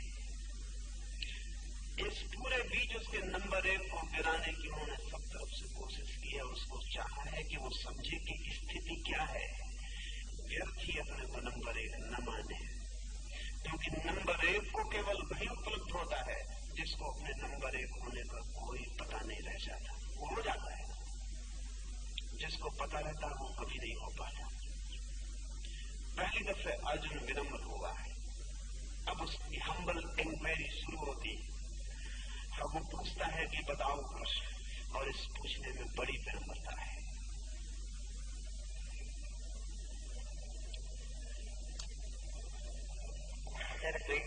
जैसे कि आपने बताया कृतज्ञता एक आंतरिक घटना है। कृतज्ञ पुरुष जो जीवन जीता है वो कोई पैटर्न में तो जीता नहीं है, कोई निश्चित पैटर्न बनाकर नहीं जीता है। जैसे कि बुद्ध के तीनों उत्तर अलग रहे, तो बाहर से भी हम कैसे निश्चित कर पाए कि वो स्थित प्रश्न है। ठीक पूछते हैं। जिस व्यक्ति के भीतर जीवन में सत्य की किरणें फैल जाती, सत्य का सूर्य जगता है, और जिसकी आंतरिक चेतना जागृति को, पूर्ण जागृति को उपलब्ध हो जाती है, उसका जीवन स्पॉन्टेनियस हो जाता है, सहज हो जाता है, सहज स्फूर्त हो जाता है। उसके जीवन में किसी पैटर्न को, किसी ढांचे को खोजना मुश्किल है।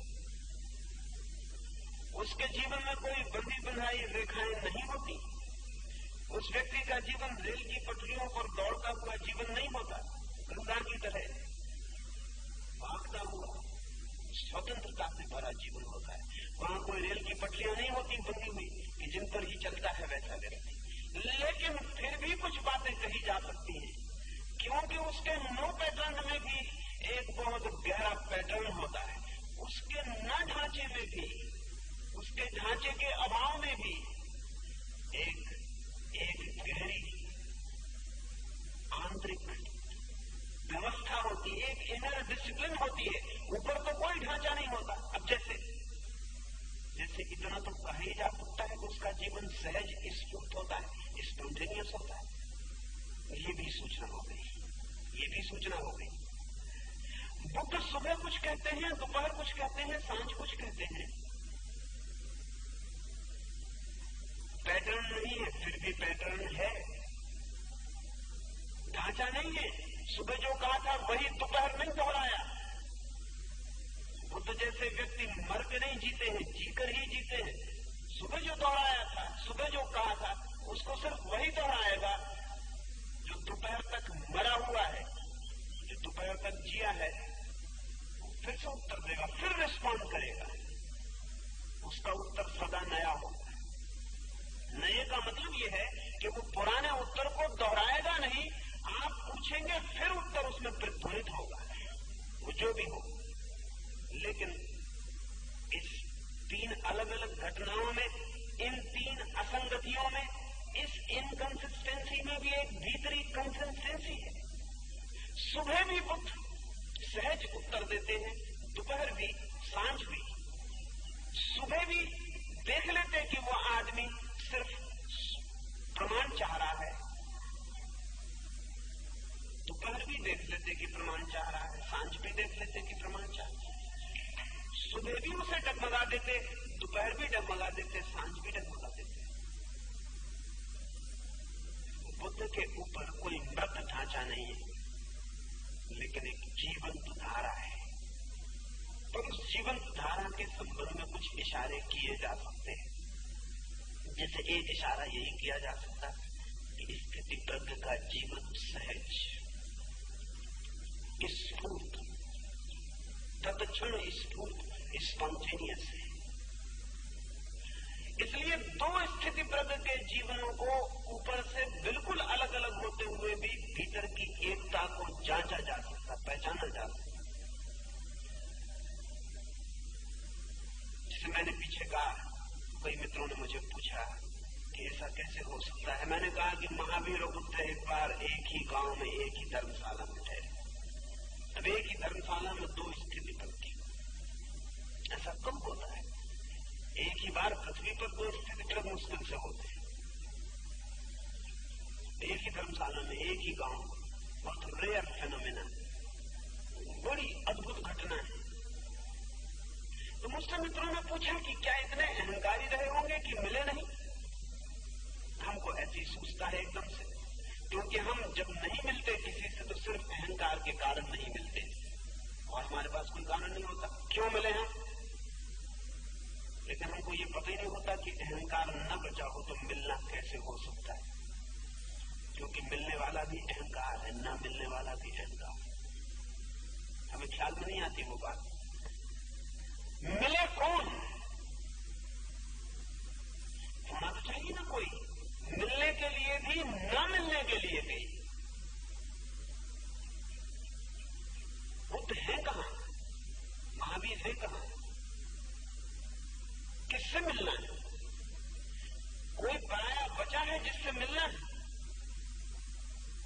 बुद्ध अगर बचे होते तो चले जाते महावीर से मिलने, या इंकार करते मिलने से। ये बड़े मजे की बात है कि न मिले, न इंकार किया मिलने से, वो हुए ही नहीं, बस इट डिडंट हैपन, बस ये हुए ही नहीं। इसका कोई उपाय ही नहीं है, क्योंकि कौन मिले, किससे मिले? मिलने के लिए भी अहंकार चाहिए, और फिर किस लिए मिले, कोई कारण चाहिए। हाँ, अगर अहंकार होता तो शायद एक ही धर्मशाला में ठहरने से भी इंकार कर देते, ऐसे कि वहां नहीं ठहर गए।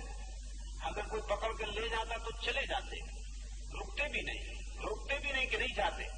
कोई पकड़ के नहीं ले गया, किसी ने दोनों को खींचा नहीं। असल में दोनों के आसपास अहंकारियों का इतना बड़ा जाल रहा होगा कि उसने दीवार का काम किया होगा। दोनों के आसपास अहंकारियों का इतना जाल रहा होगा कि उसने सख्त प्राचीर का काम किया होगा। अगर कोशिश भी चली होगी तो भक्तों ने न चलनी दी होगी मिलने की।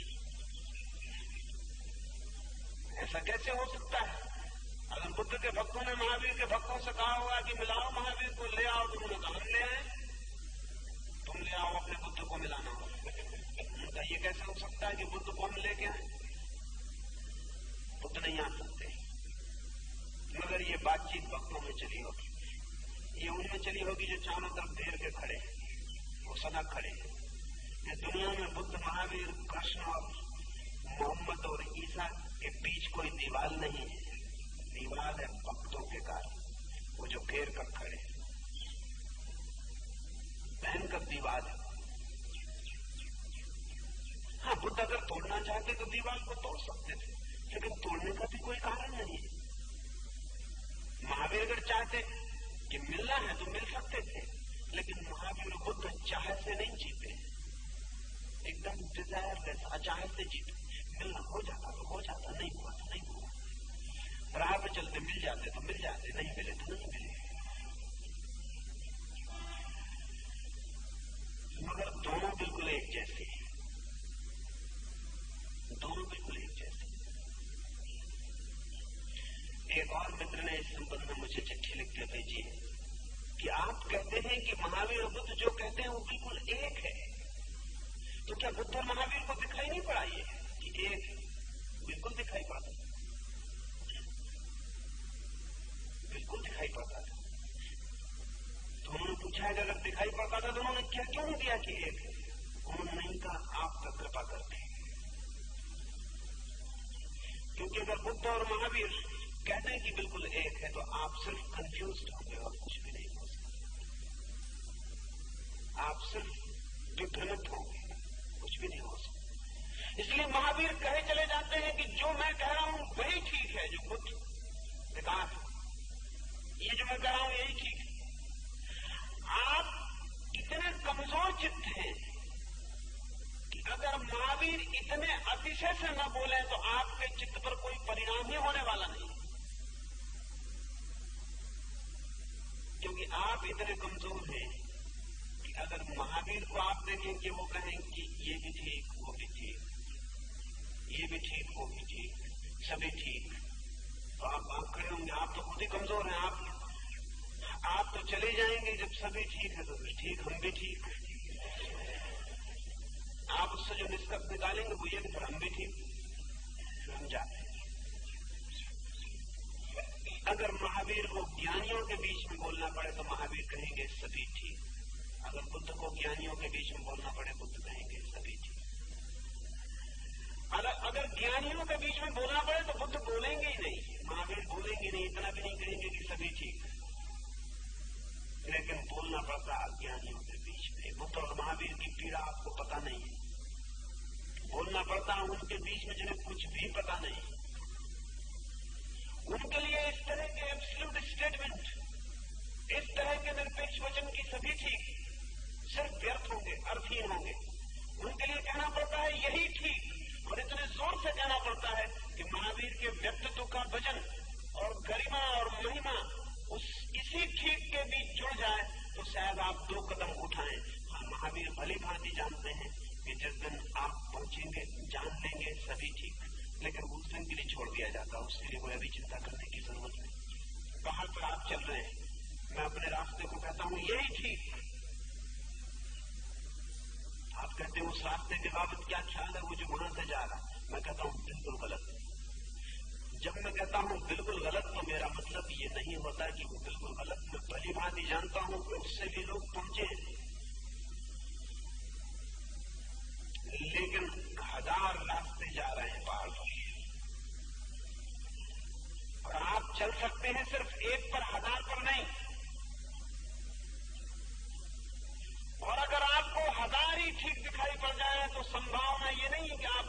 चले, संभावना यही है कि आप एक पर भी ना चले।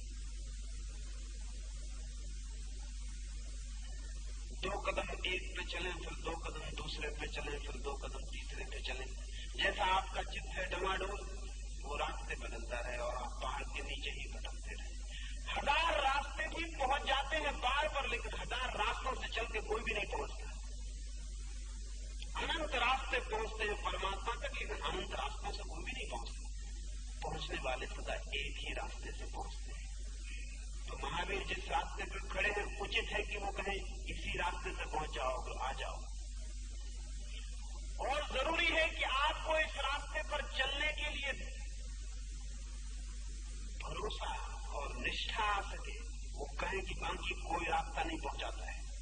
महावीर को आपकी वजह से भी असत्य बोलने पड़ते हैं, और बुद्ध को भी आपकी वजह से असत्य बोलने पड़ते हैं।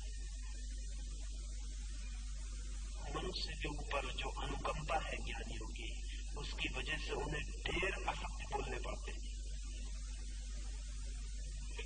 लेकिन इस भरोसे में वे असत्य बोले जाते हैं कि आप एक से भी चढ़ के जब शिखर पर पहुंच जाएंगे, तब आप खुद ही देखेंगे कि सभी रास्ते यहीं ले आए।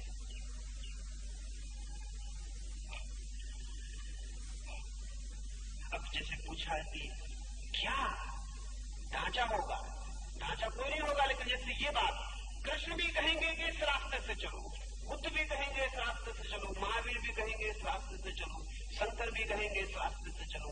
और अगर झंझट बनी और शंकर से किसी ने पूछा बुद्ध के रास्ते के बाबत क्या ख्याल है, तो कहेंगे बिल्कुल गलत। और बुद्ध से अगर किसी ने पूछा कि महावीर के रास्ते के बाबत क्या ख्याल है, तो बुद्ध कहेंगे बिल्कुल गलत। और महावीर से किसी ने पूछा कि बुद्ध के रास्ते के बाबत क्या ख्याल है, तो महावीर कहेंगे भटकना हो तो बिल्कुल ठीक। इस मामले में बिल्कुल एक ही बात होगी। ये जो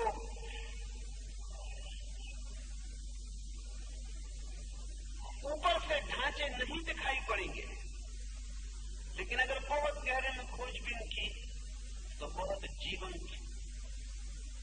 जीवंत पैटर्न, लिविंग पैटर्न भी डेड और लिविंग हो सकते। एक चित्रकार एक चित्र बनाता है, वो डेड होता है, लेकिन एक चित्र प्रकृति बनाती है, वो लिविंग होता है। एक चित्रकार भी एक वृक्ष बनाता है, लेकिन वो मरा होता है। एक वृक्ष प्रकृति भी बनाती है, लेकिन वो जीवंत होता है। वो प्रति वक्त बदल रहा है। कुछ पत्ते गिर रहे, कुछ आ रहे, कुछ जा रहे, कुछ फूट रहे, हवाएं हिला रही।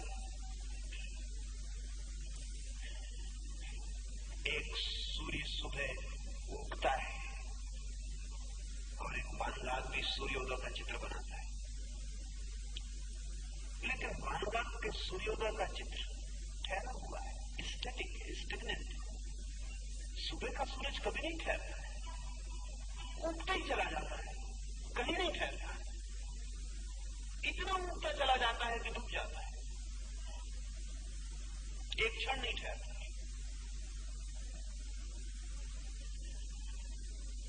जिंदगी में जो पैटर्न है वो सब जीवित है। वो ऐसे ही जैसे किसी वृक्ष के नीचे खड़े हो जाए, छायाओं से छन के धूप की किरणें आती है, वृक्षों में हवाएं दौड़ती है, नीचे छाया और धूप का एक जाल बन जाता है। वो प्रति वक्त कपता रहता है, बदलता रहता है, प्रतिपल। स्थिति प्रज्ञ की प्रज्ञा तो स्थिर होती है, लेकिन उसके जीवन का पैटर्न बिल्कुल जीवंत होता है, वो प्रतिपल बदलता रहता है। कृष्ण से ज्यादा बदलता हुआ व्यक्ति खोजना मुश्किल है। लेकिन हम सोच ही नहीं सकते कि एक आदमी बांसुरी भी बजाए और एक ही आदमी चक्र लेके सुदर्शन भी खड़ा बजाए और एक ही आदमी गोपियों के साथ नाचे भी और इतना कोमल, और वही आदमी युद्ध के लिए इतना सख्त हो जाए, और वही आदमी नदी में स्नान करती स्त्रियों के कपड़े लेके वृक्ष पे चढ़ जाए, और वही आदमी नग्न होती द्रौपदी के लिए वस्त्र बढ़ाता रहे, बढ़ा दे। ये एक ही आदमी इतना बदलता पैटर्न, जिन्होंने कृष्ण को गोपियों के वस्त्र उठा के वृक्ष पे बैठते देखा होगा, क्या वो सोच सकते थे कभी कि किसी नग्नवती स्त्री के ये वस्त्र बढ़ाए? ये आदमी भूल के ऐसा नहीं हो सकता था। कोई सोच सकता था कि ये आदमी जो मोर के पंख बांध के और स्त्रियों के बीच नाचता है, ये आदमी कभी युद्ध के लिए जगत की सबसे मुखर वाणी बन जाएगा? कोई सोच भी नहीं सकता था। मोर के पंखों से और युद्धों का कोई संबंध है, कोई संगति है। लेकिन ये मृत आदमी नहीं है, मोर के पंखे से बांधते नहीं। ये मृत आदमी नहीं है, बांसुरी की धुन से बांधती नहीं। ये मृत आदमी नहीं है, ये जीवित आदमी। और जीवित आदमी का मतलब ही है रिस्पॉन्सिव। जगत जो भी स्थिति ला देगा उसमें उत्तर देगा, और उत्तर रेडीमेड नहीं होंगे। स्थिति के उत्तर कभी भी रेडीमेड नहीं है, तैयार नहीं है। उन पर सैमसंग की सील नहीं होगी, रेडीमेड कपड़े नहीं है, बने बनाए नहीं है कि बस कोई भी पहन ले। प्रतिपल जीवन को दिए गए उत्तर से, प्रतिपल जीवन के प्रति हुई संवेदना से सब कुछ निकलता है। इसलिए एक अनुशासन नहीं है ऊपर, लेकिन भीतर एक गहरा अनुशासन। और एक बात और, जिनके जीवन में ऊपर अनुशासन होता है, उनके जीवन में ऊपर अनुशासन इसलिए होता है कि उन्हें इनर डिसिप्लिन का भरोसा नहीं, उनके भीतर कोई डिसिप्लिन नहीं। जिनके लिए भीतर के अनुशासन का कोई भरोसा नहीं है, वे ऊपर से अनुशासन बांध के चलते हैं। लेकिन जिनके भीतर के अनुशासन का जिस भरोसा है, वे ऊपर से बिल्कुल स्वतंत्र होकर चलते हैं। कोई डर ही नहीं, कोई डर ही नहीं। वे तैयार होकर नहीं जीते, वे जीते हैं क्योंकि वे तैयार हैं। जो भी स्थिति आएगी उसमें उत्तर उनसे आएगा। उस उत्तर के लिए पहले से तैयार होने की कोई भी जरूरत नहीं है।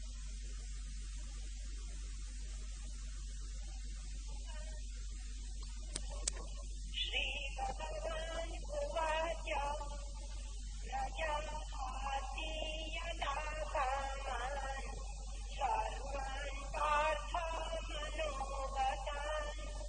आत्मन्येवात्मना तुष्टः स्थितप्रज्ञस्तदोच्यते। भगवान ने कहा, हे पार्थ, जब पुरुष मनोगत सब विषय भोगेच्छाओं का परित्याग करता है और अपने आप में जब स्वरूप से संतुष्ट रहता है, तब उसे स्थित प्रज्ञ कहते हैं। स्वरूप से संतुष्ट, to be content with oneself, इसे पहला स्थित प्रज्ञ का लक्षण कृष्ण कहते हैं। हम कभी भी स्वयं से संतुष्ट नहीं है। अगर हमारा कोई भी लक्षण कहा जा सके तो वो है स्वयं से असंतुष्ट। असंतुष्ट होने की धारा है। अकेले में हमें कोई छोड़ दे तो अच्छा नहीं लगता, क्योंकि अकेले में हम अपने ही साथ रह जाते। हमें कोई दूसरा चाहिए, कंपनी चाहिए, साथ चाहिए। तभी हमें अच्छा लगता है जब कोई और हो। और बड़े मजे की बात है कि दो आदमियों को साथ होकर अच्छा लगता है और इन दोनों आदमियों को ही अकेले में बुरा लगता है। जो अपने साथ ही आनंदित नहीं है वो दूसरे को आनंद दे पाएगा, और जो अपने को भी इस योग्य नहीं मानता कि खुद को आनंद दे पाए, वो दूसरे को आनंद कैसे दे? करीब करीब हमारी हालत ऐसी है कि जैसे भिखारी रास्ते पे मिल जाएं और एक दूसरे के सामने भिक्षा पात्र फैला दें।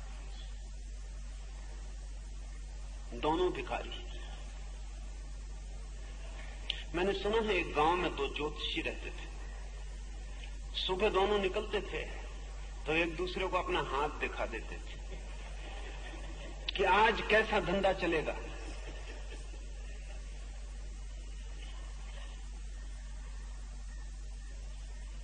हम सब स्वयं से बिल्कुल राजी नहीं। एक क्षण अकेलेपन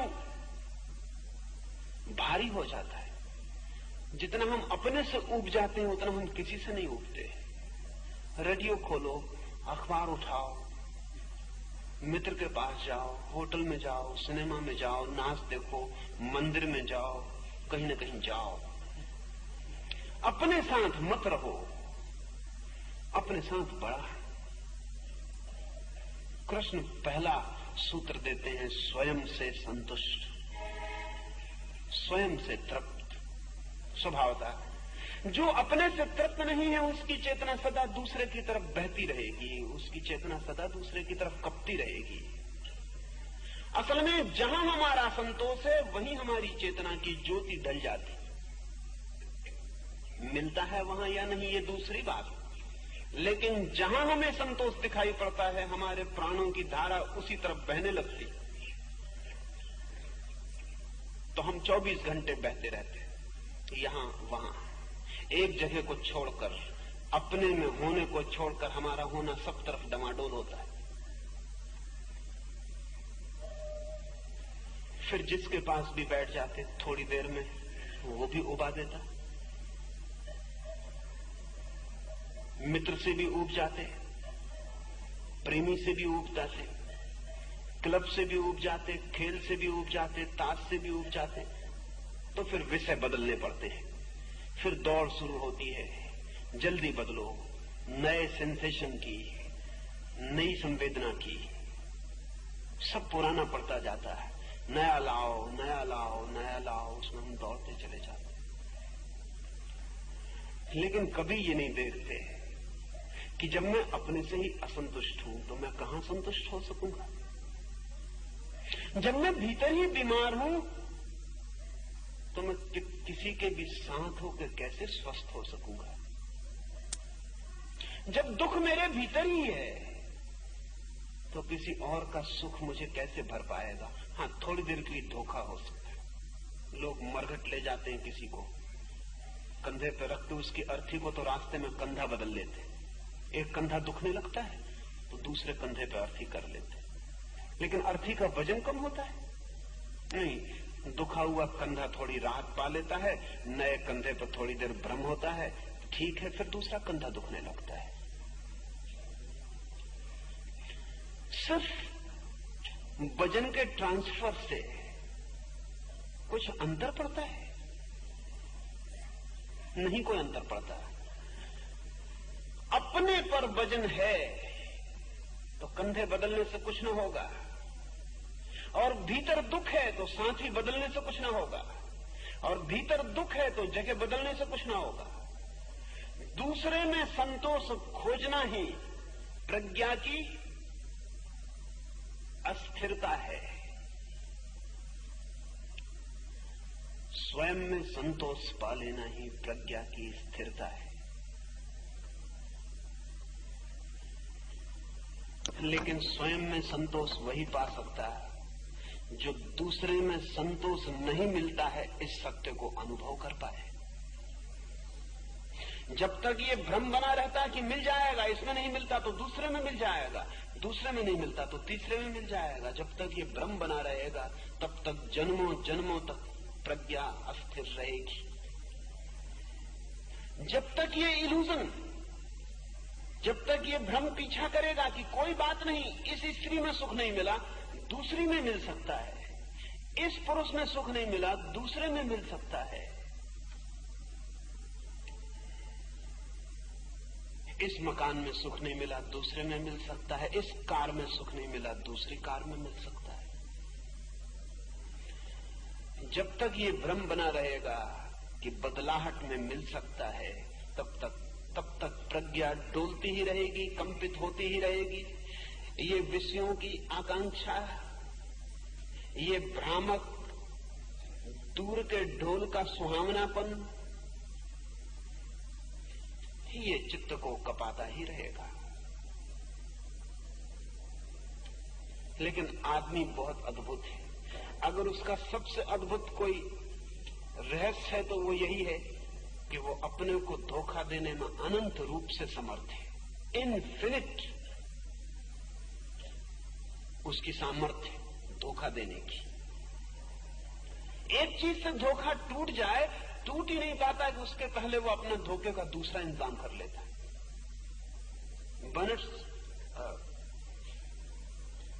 बर्नर्ड शॉ ने कहीं कहा है कि कैसा मजेदार है मन। एक जगह भ्रम के तंबू उखड़ नहीं पाते कि मन तत्काल दूसरी जगह खूंटियां गाड़ के इंतजाम शुरू कर देता है। सच तो यह है कि मन इतना होशियार है कि इसके पहले की एक जगह से तंबू उखड़े वो दूसरी जगह खूंटियां गाड़ चुका होता है।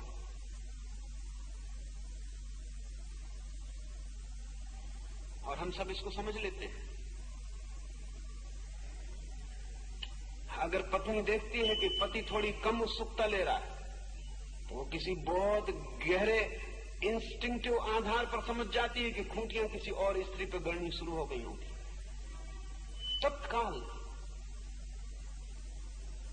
तत्काल कोई उसे गहरे में बता जाता है कहीं खूंटियां और गड़नी शुरू हो गई होंगी। और 100 में 99 मौत होती। सही इसलिए होती है कि 100 में 99 मौके पर आदमी स्थित प्रज्ञ नहीं हो जाता और मन बिना खूंटिए गाड़े जी नहीं सकता। हाँ, एक मौके पे गलत होती है। कभी किसी बुद्ध के मौके पर गलत हो जाती है। यशोधरा ने भी सोचा होगा पहली बात तो यही कि कुछ गड़बड़ है, जरूर कोई दूसरी स्त्री बीच में आ गई, अन्यथा भाग कैसे सकते थे।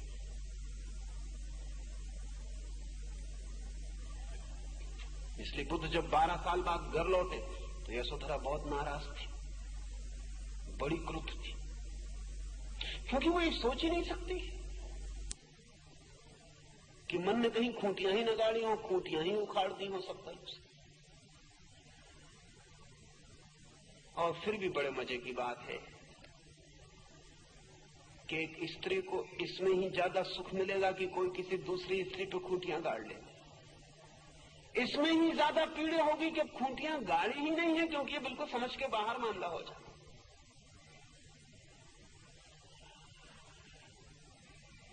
कृष्ण से अर्जुन ने जो बात पूछी है उसके लिए पहला उत्तर बहुत ही गहरा है, मौलिक है, आधारभूत है।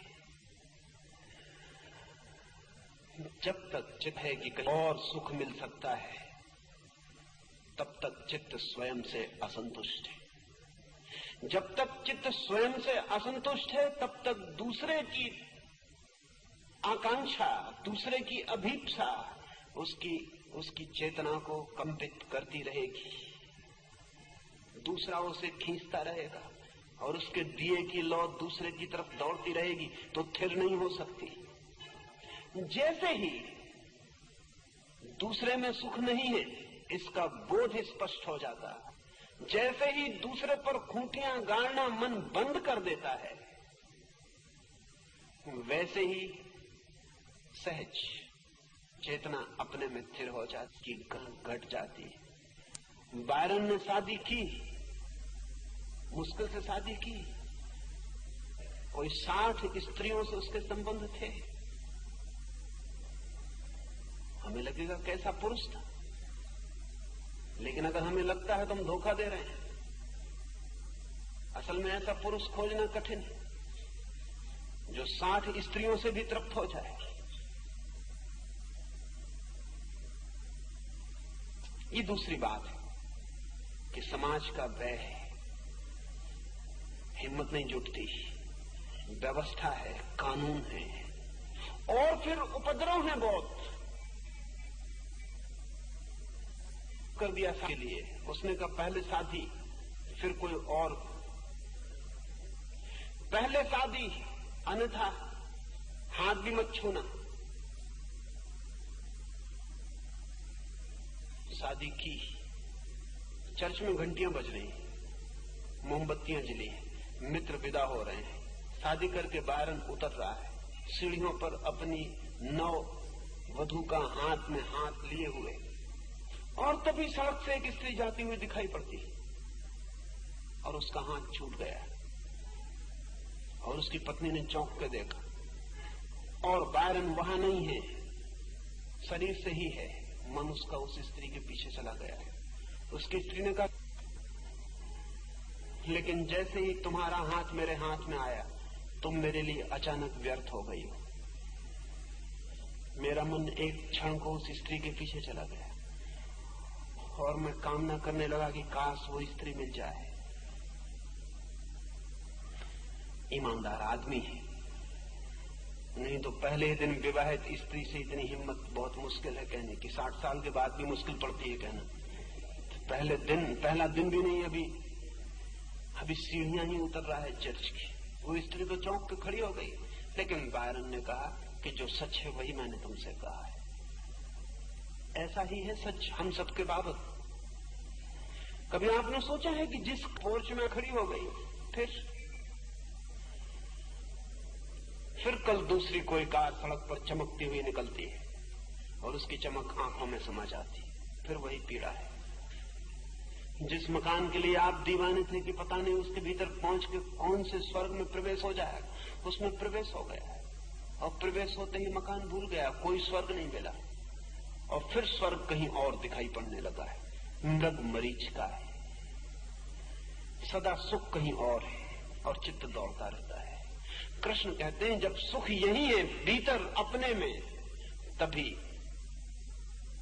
प्रज्ञा की स्थिरता उपलब्ध होती है।